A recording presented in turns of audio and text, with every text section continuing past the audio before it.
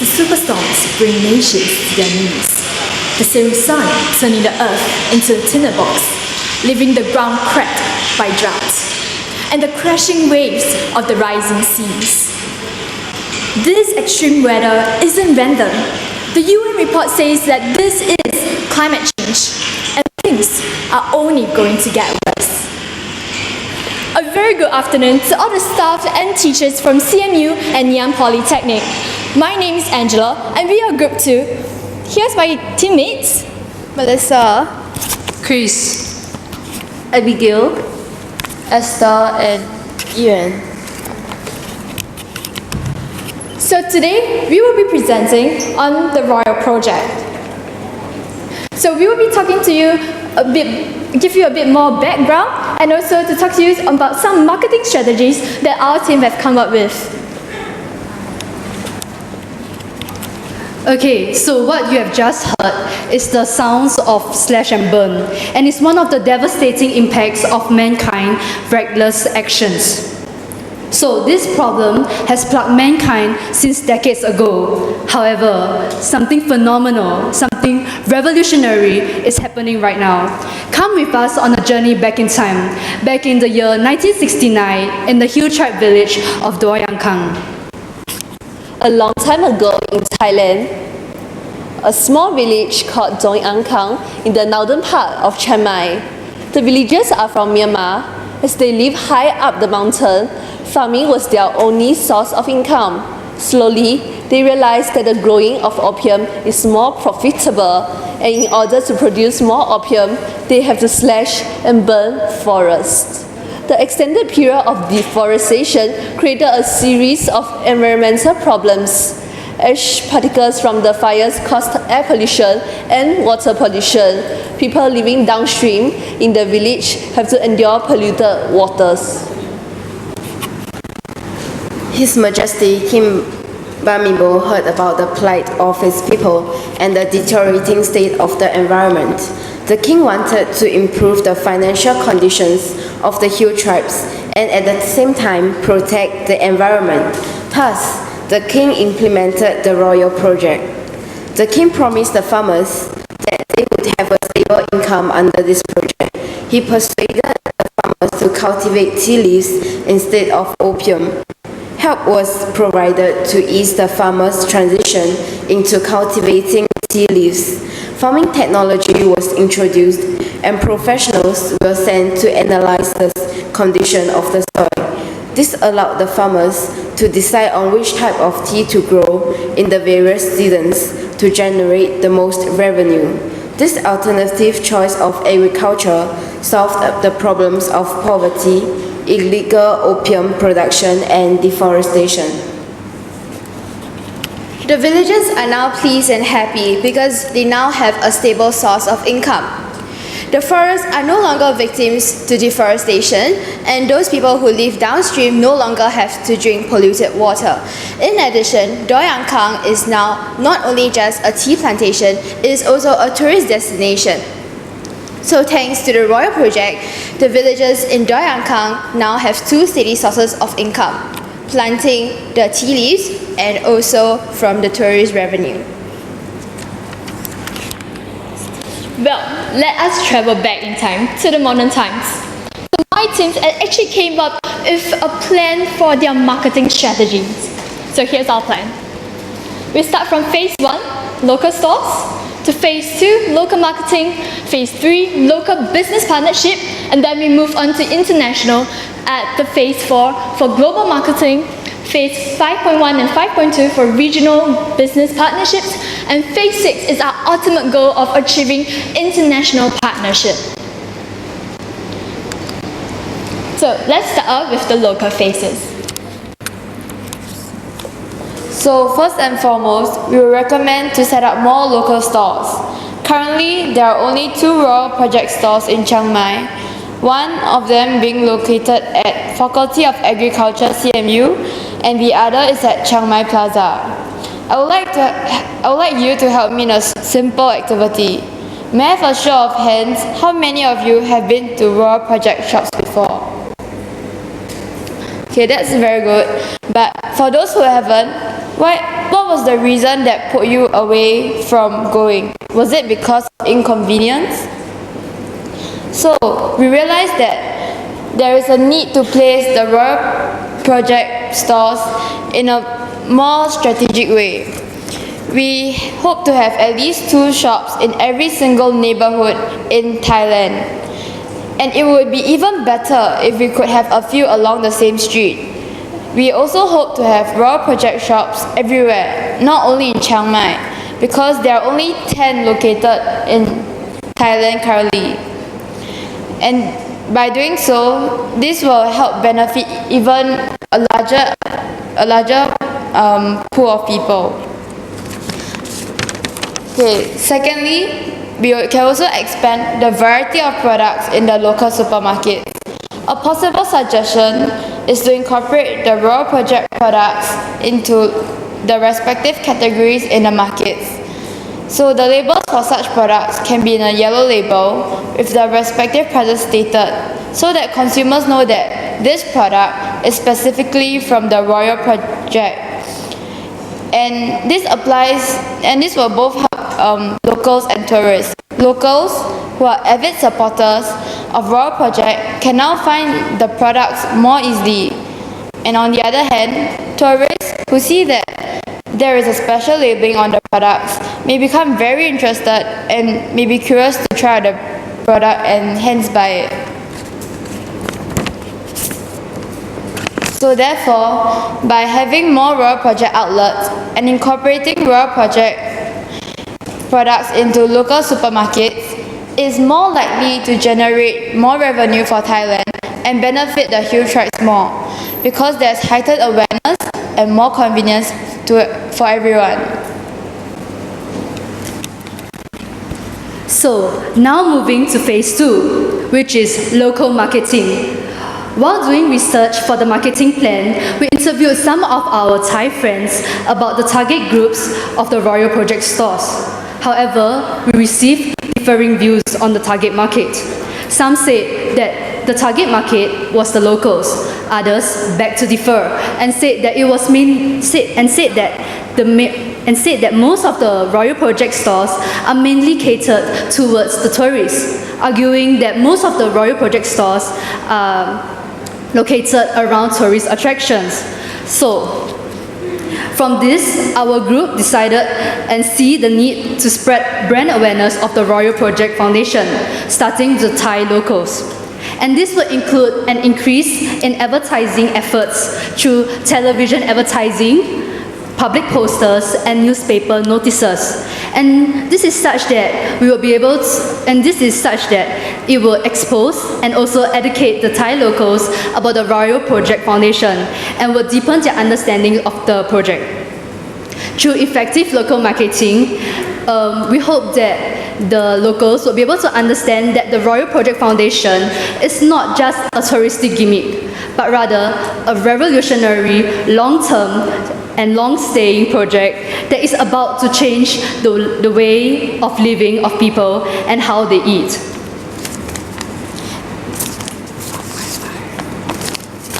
And now bringing it to the next point, which is quality food control. The products from the Royal Project is of high quality standards, having undergone through the strictest food quality control to ensure that only the freshest and best quality food is being delivered to the locals is being delivered to the consumer's hand. And the food are meticulously prepared such that the food are cleaner and safer for consumption. And so we decided to educate the locals on the importance of food quality controls such that the locals are assured of quality premium products, such that they are more willing to buy the Royal Project products. And thus, through effective local marketing, this will increase the pool of local consumers of the Royal Project. Moving on to phase 3, which is local business partnership. We have decided that we will collaborate with 7-Eleven to sell a brand of freshly brewed Royal Project tea. We decided to collaborate with 7-Eleven because there are many 7-Eleven stores located around Chiang Mai, For example, within the 50-meter radius of our hotel, Kui Kui Palace 1, there are 7-Eleven stores. Furthermore, 7-Eleven stores in Chiang Mai, they are open 24 hours. And this means that many people, they can go into the 7-Eleven store and get a pick-me-up by drinking Royal Project tea at any time of the day. Now you must be thinking, why are we so confident that 7-Eleven would want to work with us? We believe that it's because 7-Eleven is a Western store.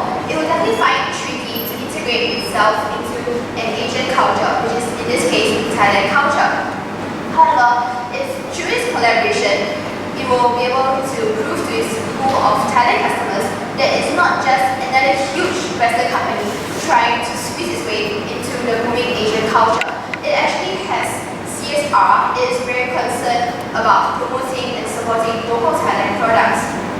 In this way, it will be able to have create a local identity with the locals.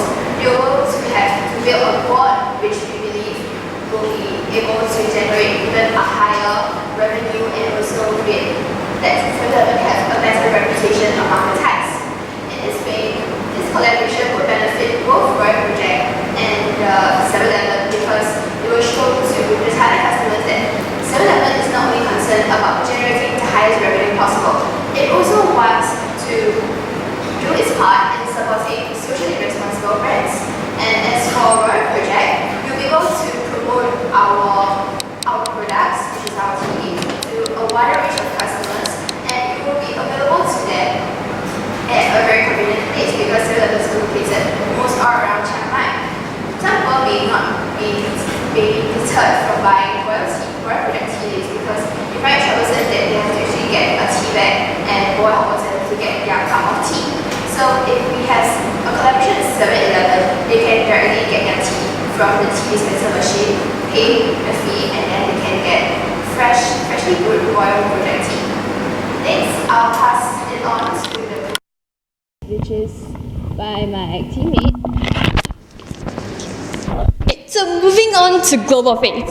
Before I continue with phase 4, let me share with you a quote. Globalization is not something that we can hold off or turn off. It's something that's economic equivalent to the force of nature. or water. So what do you mean by this? In today's world, the earth is shrinking into a global village. Globalization is inevitable. We can't stop it. Why not? When we have such a great project, why not we expand overseas then? We have Royal Project Foundation. How will we expand overseas? So I pose this question to myself. What is the biggest issue that we will meet if we were Supposed to expand overseas? I believe most of you have this word in mind, language. If we want to reach out to a global audience, we need them to understand who we are and what we do. So, the first and foremost step that we believe Royal Project Foundation should do is to translate. So let me put this in perspective for you, my personal experience. While researching for this project, my teammates met much difficulties trying to search information about it. The information was already very limited, but at the same time, it's only available in Thai. So, just imagine if a foreigner come across a Royal Project Foundation product, and then he's really interested in this product, so he want to find out more. So he went online to Google, and all he see is this all in Thai. Would he buy it? Or perhaps would you buy it? No, right? I saw you shaking your heads. So we believe and we suggest that the Royal Project Foundation should translate its homepage into multiple different languages, and all the relevant information should be provided in at least English language, which is the common language that's used throughout the world. Next, just information is not enough. We need to take it a step further. Repackaging. So right now, the Royal Project products are packaged like this, with just a Royal Project Foundation logo at the top of the project. This might work in Thailand because most of the people knows about the Royal Project Foundation, but the awareness of this project it's very low at the international stage. So we suggest packaging it like this. So the difference, if you can notice, is this small line here that actually tells you more about the Hill tribe people and what the Royal Project Foundation is about. At the same time, you can see a picture of the Darang Ang tribe on the packaging itself. This actually promotes the brand recognition and brand association of the Royal Project tea leaves and how healthy and how green it is and the social efforts that it supports. So this will actually increase the chance of purchasing. At the same time, it increases the chance of the successful implementation of our global project. Next, let's move on to phase 5. To increase the presence of the Royal projects in the regional food industry, the Royal Project can collaborate with FairPrice Singapore to sell its organic products. FairPrice has over 100 outlets located all around Singapore and will be the important first step for the Royal Project to increase its awareness within Singapore's food industry. Currently, its products are being scattered all over the supermarket in separate aisles. With such little advertising, little people know about the existence of these products. Thus, to increase its brand awareness, the Royal Project can collaborate with FairPrice to allocate one shelf solely for its products. In addition, it can place a TV and display posters to introduce its cause. Based on the study, 1 out of every 2 consumers are willing to pay more for products and services provided by companies that are committed to positive social and environmental impact. With more consumers knowing about the cause of the Royal Thailand Project and FairPrice are committed to, more consumers will support and buy its products, leading to an increase in sales and more revenue being channeled back to the farmers. Next, I'll proceed to the regional partnership with RedMart. RedMart is a Singapore-based online grocery marketplace that offers competitive prices on a wide range of groceries and household essentials with the convenience of home delivery 7 days a week. By setting up an online store with RedMart, the Royal Project shop can ship its products to Southeast Asia. To increase the accessibility of its products, the online Royal Project shop can indicate detailed information of the products in both Thai and English, provide delivery services to different places within the Southeast Asia region, and provide the certification of the products being sold. To provide a peace of mind to the consumers and to target a wider range of audience. But why an online store? Online stores are less tricky than being set up in a physical store overseas. And this is the right timing to jump into the technical savvy train to target a wider range of consumers.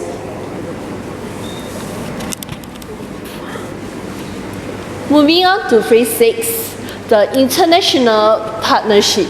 So all the work and process you see from phase 1 to 5 are done to support this final step of pushing the Royal Project products to an international level.